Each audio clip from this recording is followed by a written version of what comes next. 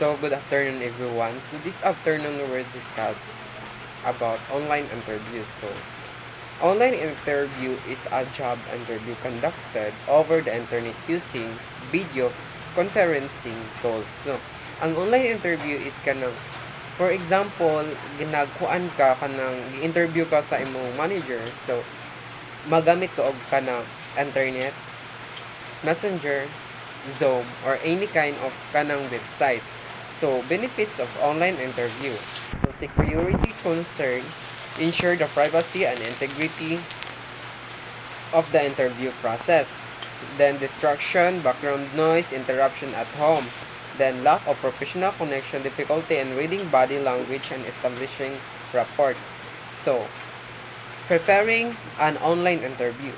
So, the first thing jud sa pagkuan nimo kung naka online interview is mag-prepare.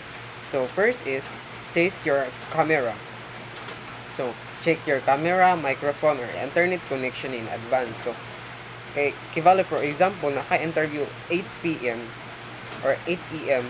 So, sa mintras wala pa na siya niabot nga oras, dapat naka kanang imo nang gi-check ang imong camera or mga equipments nga gamiton sa pag-online interview kay para dili na ka mahasol inig kanang interview na.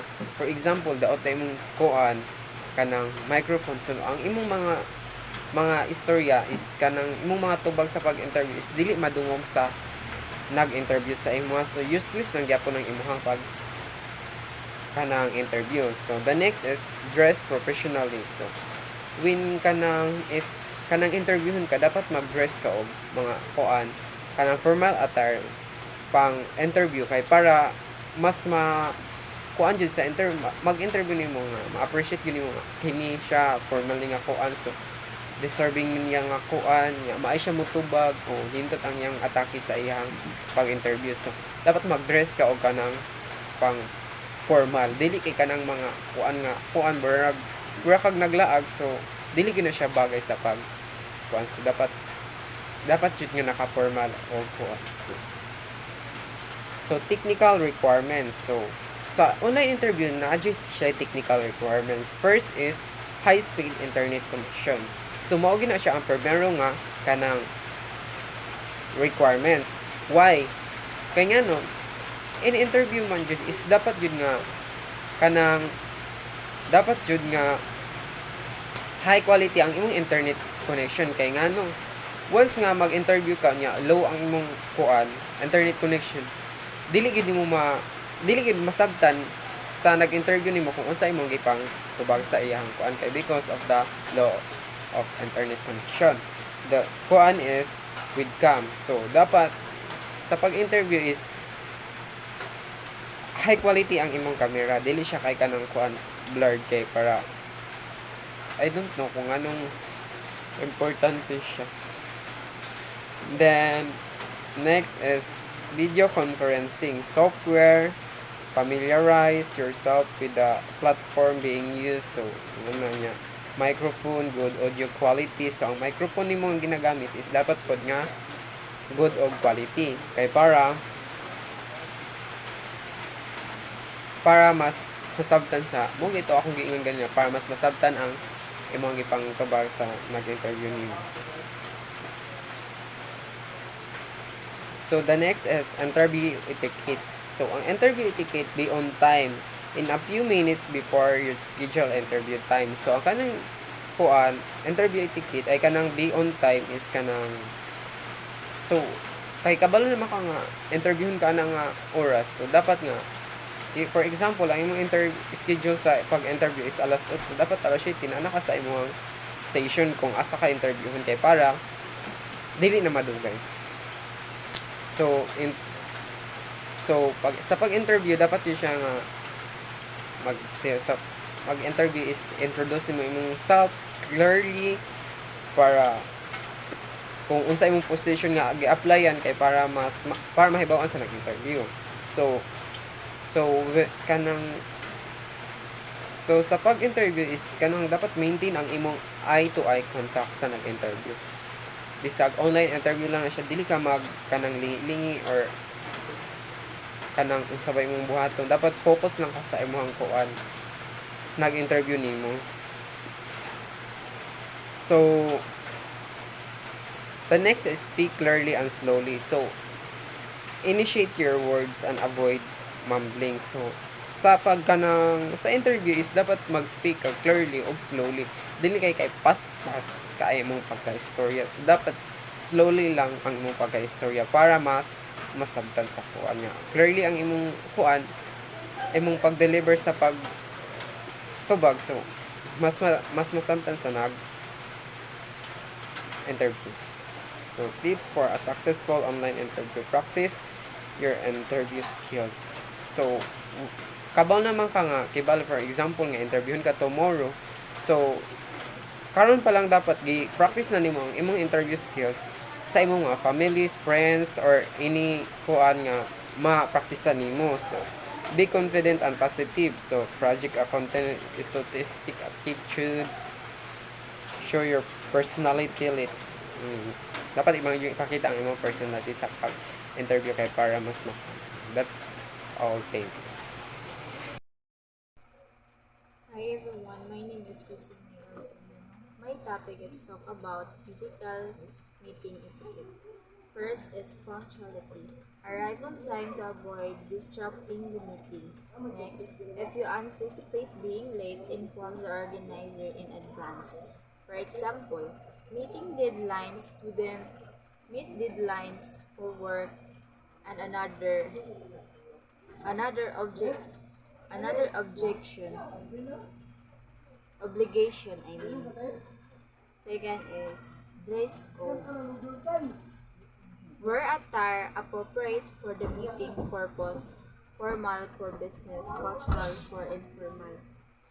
For example, for job interview, wearing formal attire to attend, also being clean and neat. Next, number 3, preparedness. Bring necessary materials such as notebook, pens, or document.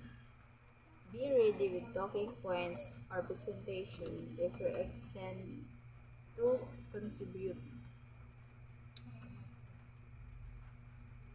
For example, is preparedness.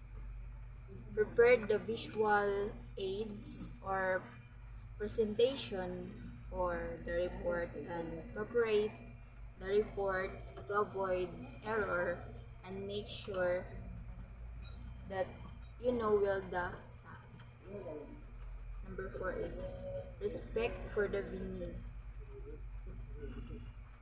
Keep your phone on slide or vibrate. Avoid eating or drinking unless permitted. Number 4 is for example is in the meeting we should silent the cell phone to avoid interruption. Avoid eating while someone's talking. 5 is active listening. Maintain eye contact and move to show engagement. Second is avoid interrupting the speaker. Wait for your turn to contribute. Example sa active listening is pay attention. Give the speaker your full attention and avoid distraction. Try to acknowledge the speaker message and look them in the eyes. 6 is participation. Contribute meaningfully to the discussion with invited. Second, stay on topic to keep the meeting productive. Sample is expressing their opinion and having it heard, and if there is something you can understand, ask the speaker by hands of your hand. So, virtual meeting etiquette. This technology in advance. Ensure your microphone, camera, and internet connection are working. So, dapat daw na i-ensure nimo kung okay pa ba ang imong mga gadgets, imong mga microphone, camera, and internet. Familiarize yourself with the meeting platform. Punctuality. Log in a few minutes earlier to address any technical issues. So, dapat na mag-login ka in a few minutes earlier to para maano nimo ang any technical issues. Respect time zones if the meeting includes participants from different regions. So, dapat na respetuhin ang mga ng oras kung mayroong mga kalahok mula sa iba't ibang rehiyon.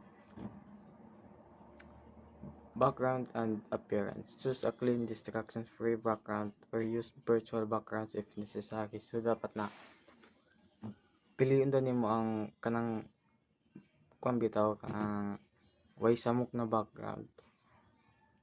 Kanang ulay makasamok sa imo or kanang peaceful.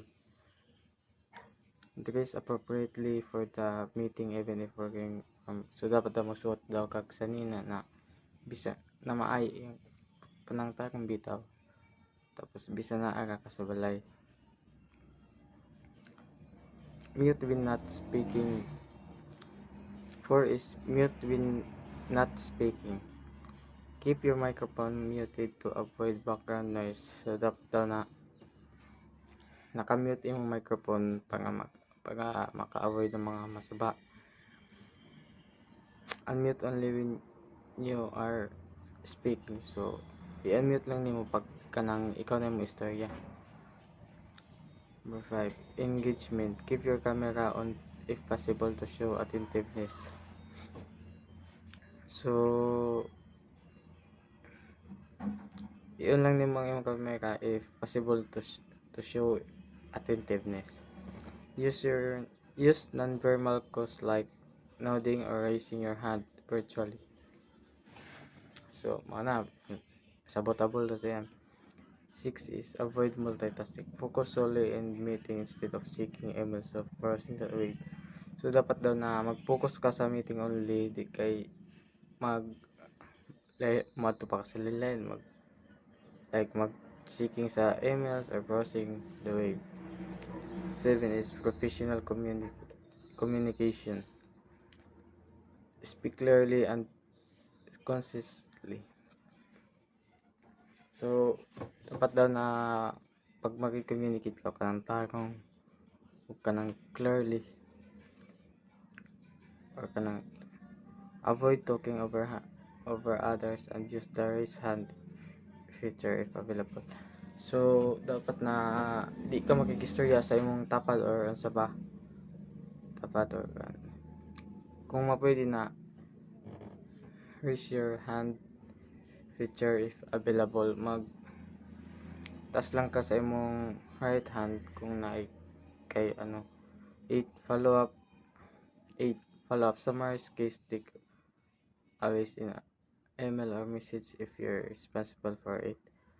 So, buod ng mga pangunahing punto sa isang email o mensahe kung ikaw ang responsible dito. Thank you.